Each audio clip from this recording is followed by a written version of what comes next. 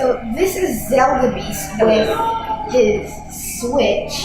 So I thought while I could do a video about the Nintendo Switch. Since I don't have one and Zeldabeast, I highly recommend you go to his channel in the description, Zeldabeast, of course.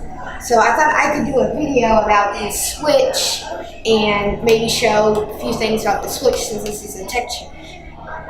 Okay, well, our friend Zeldabeast plays ARMS, a wrestling game. I'm going to cover, the specs of the console. So there's the Nintendo Switch console, Nintendo Switch dock, Joy-Con controllers, Joy-Con strap, and Joy-Con grip. The size of the Nintendo Switch console. It's approximately 4 inches high, 9.4 inches long, and 0.55 inches deep. Of course, with Joy-Cons attached. Note, the depth from the tip of the analog stick to the tip of the ZL/ZR buttons is 1.12 inches. Weight, approximately 0.66 pounds. Remember, approximately 0.88 pounds when Joy-Con controllers are attached. Screen, multi-touch capacitive touchscreen with 6.2-inch LCD screen, 1280 by 720. CPU/GPU, NVIDIA custom Teraga processor. Storage, 32 gigabytes of internal storage, a portion of which is reserved for use by the system. Users can easily expand storage space using micro SDHC or micro SDXC cards, up to 2 terabytes, sold separately. Networking. Nintendo Switch can be connected to the internet via a wireless, of course, IEEE 802.11 ABG in AC with Bluetooth 4.1. However, in TV mode, Nintendo Switch can be connected by using a wired LAN adapter. However, that's sold separately. I'm not doing it. Video output up to 1080p via HDMI in TV mode. Also up to 720p via built-in screen and tablet mode and handheld mode. Audio output capable of 5.1 channel linear PCM output via HDMI connector and TV mode. Speakers are stereo. Buttons, power button / volume button, headphone / microphone jack, 3.5mm audio jack, game card slot, Nintendo Switch game cards, micro SD card slot, compatible with micro SD / micro SDHC / micro SDXC memory cards. Note, once the micro SDXC card is inserted, a system update will be necessary. An internet connection is required to perform this update. Sensor, accelerometer, gyroscope, and brightness sensor. Now, the Switch likes to operate, as its operating temperature and stuff, as 41 to 95 degrees Fahrenheit and 20 to 80 degrees humidity. Internal battery, lithium-ion battery, which is 4,310 milliamps. Battery life, it's approximately 2.5 to 6.5 hours. Note, the battery life will depend on the games you play. For instance, the battery lasts approximately 3 hours for The Legend of Zelda Breath of the Wild. Charging time, approximately 3 hours, when charging while the hardware is in sleep mode. Next, we have the Nintendo Switch dock. The size is approximately 4.1 inches high, 6.8 inches long, and 2.12 inches deep. Weight, approximately 0.72 pounds. Output, USB port, USB 2.0 compatible. And there's 2 on the side, 1 on the back. There's also the system connector to, connect to the Switch. There's an AC adapter port for power on the dock, an HDMI port for the dock. Next up, we have our Joy-Con controllers. Size, approximately 4.02 inches high, 1.41 inches long, and 1.12 inches deep. Weight, on the Joy-Con left controller, it's 1.7 ounces, and on the Joy-Con right controller, it's 1.8 ounces. I don't know why, that's just how it is. Buttons. On the left Joy-Con, we have left stick, up, down, left, right, L, Z, L, S, L, S, R, and the buttons are capture button, release button, and sign X button. On our right Joy-Con controller, we have right stick A, B, X, Y, R, Z, R, S, L, S, R, plus the buttons, which are home button, release button, and sign X button. Next, we have wireless for the Joy-Cons, Bluetooth 3.0 for our left one, and Bluetooth 3.0/NFC for the right one. Don't know why, it's just how it is.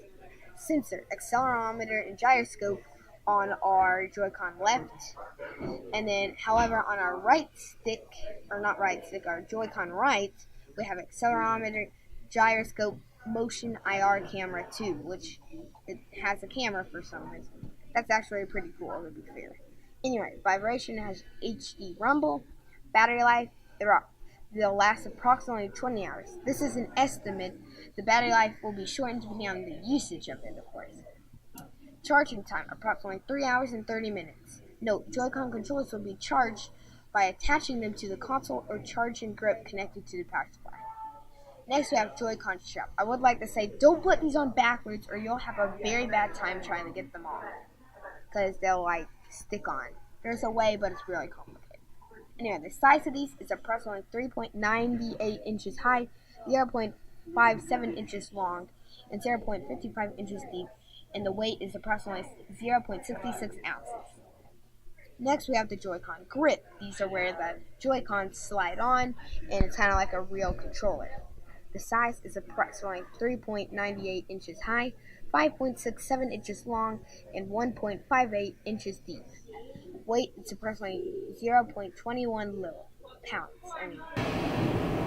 Hey guys, so here's Zeldabeast doing a gaming part of his video. So I'm reviewing The Legend of Zelda Breath of the Wild on Nintendo Switch. So the first thing I want to talk about is the game's tutorial itself is amazing because it does not feel like a tutorial. You get all the things you need right early on in the game, and then it chucks you out into this massive open world. Now, the reason I say it's open world is because it is massive if you look at the map. And then, also, the things it gives you at the beginning of the game are runes. They can do absolutely anything. There's Cryonis, which I just used, which can make pillars of ice and water. There's also Stasis, which is really useful for freezing things in time. Magnesis, which can manipulate metal objects. And bombs, which, well, you know what those do. But what makes it so open world is that you can climb things, such as this. You can climb anything in Breath of the Wild, which is truly amazing. Speaking of the open world I've been talking about, here is the amazing open expanse of Breath of the Wild. Right now it's actually raining, which is kind of annoying, but you can still see a lot of the world from here. So, the next thing I want to talk about is combat.